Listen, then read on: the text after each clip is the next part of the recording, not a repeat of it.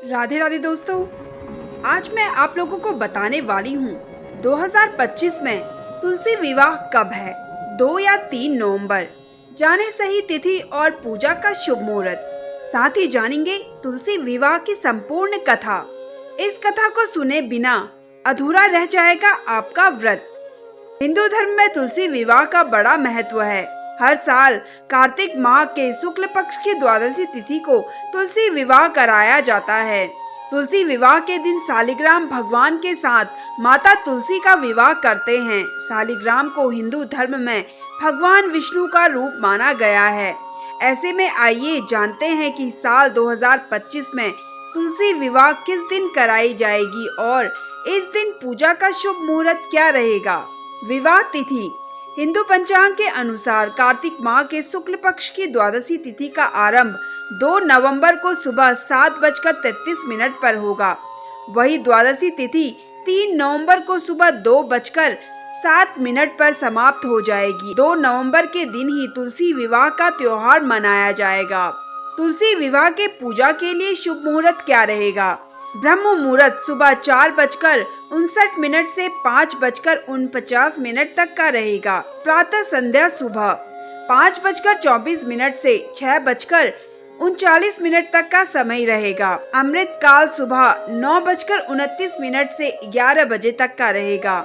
अभिजीत मुहूर्त सुबह 11:59 से दोपहर 12:45 तक का रहेगा और गोधूली मुहूर्त शाम 6:04 से 6:30 तक का मुहूर्त शुभ रहेगा। तुलसी विवाह का क्या है महत्व। तुलसी विवाह के दिन भगवान शालिग्राम को दूल्हे की तरह सजाकर उनका विवाह माता तुलसी के साथ किया जाता है। शालिग्राम जहां ईश्वरीय शक्ति का प्रतीक है, वहीं तुलसी माता को प्रकृति का प्रतीक माना जाता है। ऐसे में तुलसी और शालिग्राम का विवाह प्रकृति और ईश्वर के बीच एक रूपता और मनुष्य के जीवन में इन दोनों ईश्वरीय शक्ति और प्रकृति के महत्व को दर्शाती है। धार्मिक मान्यता के अनुसार तुलसी विवाह को पारंपरिक रूप से संपन्न करने से वैवाहिक जीवन में खुशहाली आती है, वही सुख संपत्ति और आरोग्य की प्राप्ति भी होती है। शास्त्रों में माँ तुलसी की पूजा बहुत ही महत्वपूर्ण मानी गई है। जो साधक देवी तुलसी की उपासना सच्ची भक्ति के साथ करता है, उसका जीवन खुशियों से भरा रहता है। इसलिए हर किसी को माता तुलसी की पूजा अवश्य करनी चाहिए। सनातन धर्म में तुलसी का पौधा बेहद ही पवित्र और शुभ माना जाता है। माँ तुलसी, जिन्हें लोग वृंदा के नाम से भी जानते हैं, वे भगवान विष्णु की बड़ी उपासक थी। ऐसा माना जाता है कि भगवान ब्रह्मा इनकी शाखाओं में और सभी हिंदू तीर्थ स्थल इनकी जड़ों में निवास करते हैं। साथ ही सभी देवता इनके तने और पत्तियों में विराजमान हैं। माँ तुलसी कलयुग की प्रत्यक्ष देवी है, जिन्हें लोग पूजने के साथ साथ छू भी सकते हैं। मान्यताओं के अनुसार जिनके घर में तुलसी का पौधा लगा होता है, उनके घर में किसी भी प्रकार की नकारात्मकता और वास्तु दोष भी नहीं आते हैं। इसके अलावा उनके औषधीय गुण में घर में बीमारियों से भी दूर रहते हैं। तुलसी पूजन से वैवाहिक संबंध मजबूत और मधुर बने रहते हैं। देवी तुलसी की पूजा से घर में समृद्धि और प्रचुरता बनी रहती है। उत्तम स्वास्थ्य एवं दीर्घ आयु का वरदान मिलता है। कार्यों में पड़ने वाली बाधाएं दूर होती है और सभी कार्य सफल होते हैं। आध्यात्मिक विकास और भक्ति की प्रतीक होती है। साथ ही जानते हैं तुलसी पूजा विधि। सुबह उठकर स्नान करें। जहां तुलसी का पौधा लगा हो उस स्थान को साफ करें और फूलों और रंगोलियों से सजाएं। देवी तुलसी के साथ शालिग्राम की स्थापना भी करें। देवी को फल और मिठाई का भोग अवश्य लगाएं। देसी घी का दिया सुबह और शाम जलाएं। अंत में आरती करें। आगे जानते हैं तुलसी विवाह की संपूर्ण कथा। देव उठनी एकादशी पर जरूर करें इसका पाठ। देव उठनी एकादशी के दिन तुलसी विवाह किया जाता है। मान्यता है कि जो व्यक्ति इस दिन अपने घर में तुलसी विवाह कराता है, उसे इस लोक और परलोक में यश की प्राप्ति होती है। साथ ही उस व्यक्ति पर भगवान विष्णु की विशेष कृपा भी बनी रहती है। देव उठनी एकादशी के दिन तुलसी विवाह की इस कथा का पाठ करने से भी पुण्य की प्राप्ति होती है। तुलसी विवाह की पौराणिक कथा।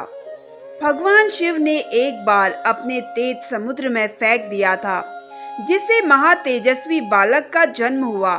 इस बालक का नाम था जालंधर। जालंधर आगे चलकर एक पराक्रमी दैत्य राजा बना। जालंधर बहुत ही राक्षसी प्रवृत्ति का था। जालंधर का विवाह वृंदा से हुआ। एक बार जालंधर ने माता लक्ष्मी का प्राप्त करने की इच्छा से उनसे युद्ध किया, लेकिन समुद्र से उत्पन्न होने के कारण माता लक्ष्मी ने जालंधर को अपने भाई के रूप में स्वीकार कर लिया। जालंधर जब पराजित हो गया तो वह वहां देवी पार्वती को पाने की लालसा से कैलाश पर्वत पर पहुंच गया। इसके बाद जालंधर भगवान शिव का रूप धारण कर माता पार्वती के पास पहुंचा, लेकिन माता पार्वती ने अपने योग बल से उसे तुरंत ही पहचान लिया और माता पार्वती वहां से तुरंत ही अंतर ध्यान हो गई। वहां जालंधर भगवान शिव के साथ ही युद्ध करने लगा। देवी पार्वती ने सारा वृत्तांत भगवान विष्णु को सुनाया। जालंधर की पत्नी वृंदा अत्यंत पतिव्रता स्त्री थी। उसी के पतिव्रत धर्म की शक्ति से जालंधर ना तो मारा जाता था और ना ही पराजित होता था। इसलिए जालंधर का नाश करने के लिए वृंदा के पतिव्रत धर्म को भंग करना बहुत आवश्यक था। इसके बाद भगवान विष्णु एक ऋषि का रूप धारण करके वन में पहुंचे, जहां वृंदा भ्रमण कर रही थी। भगवान विष्णु के साथ 2 राक्षस भी वहां पहुंचे, जिन्हें देखकर वृंदा भयभीत हो गई। फिर भगवान विष्णु जो ऋषि के रूप में थे, उन्होंने वृंदा के सामने पल में दोनों को भस्म कर दिया। इसके बाद ऋषि से वृंदा ने कैलाश पर्वत पर महादेव के साथ युद्ध कर रहे अपने पति जालंधर के बारे में पूछा। ऋषि ने अपने माया जाल से 2 वानर प्रकट किए। एक वानर ने हाथ में जालंधर का सिर था तथा दूसरे के हाथ में धड़। अपने पति की यह दशा देखकर वृंदा मूर्छित होकर गिर पड़ी। जब वृंदा को होश आया तो उसने अपने पति को जीवित करने की विनती की। इसके बाद भगवान ने अपनी माया से जालंधर का सिर धड़ से जोड़ दिया, लेकिन स्वयं भी वह उसी शरीर में प्रवेश कर गए। वृंदा इसके बारे में नहीं जानती थी, उसके पति के शरीर में कोई और प्रवेश कर गया है।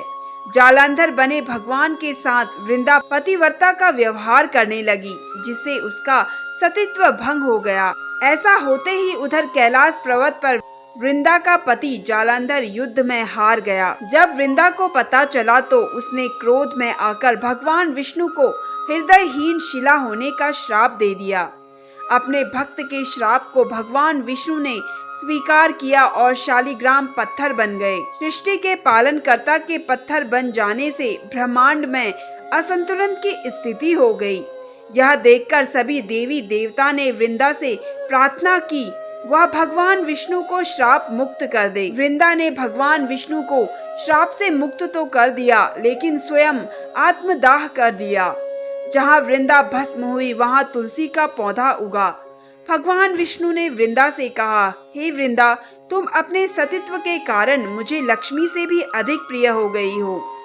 अब तुम तुलसी के रूप में सदा मेरे साथ रहोगी। तब से हर साल कार्तिक महीने के देव उठनी एकादशी के दिन तुलसी विवाह के रूप में मनाया जाता है। भगवान विष्णु ने वरदान दिया कि जो मनुष्य भी मेरे शालिग्राम रूप के साथ तुलसी का विवाह कराएगा, उसे इस लोक और परलोक में विपुल यश की प्राप्ति होगी। इसके अलावा तुलसी को वरदान प्राप्त है कि जिस घर में तुलसी रहेगी वहां यम के दूत भी असमय नहीं जा सकते। मृत्यु के समय जिसके प्राण मंजरी रही तुलसी और गंगा जल मुख में रखकर निकल जाते हैं, वह पापों से मुक्त होकर बैकुंठ धाम को प्राप्त होता है। जो मनुष्य तुलसी व आंवले की छाया में अपने पितरों का श्राद्ध करता है, उसके सिर मोक्ष की प्राप्ति होती है। तो दोस्तों, कैसी लगी आपको ये जानकारी? कमेंट करके ज़रूर बताइए। और अगर आप मेरे चैनल पर नए हैं तो मेरे चैनल को सब्सक्राइब कर लीजिए। धन्यवाद।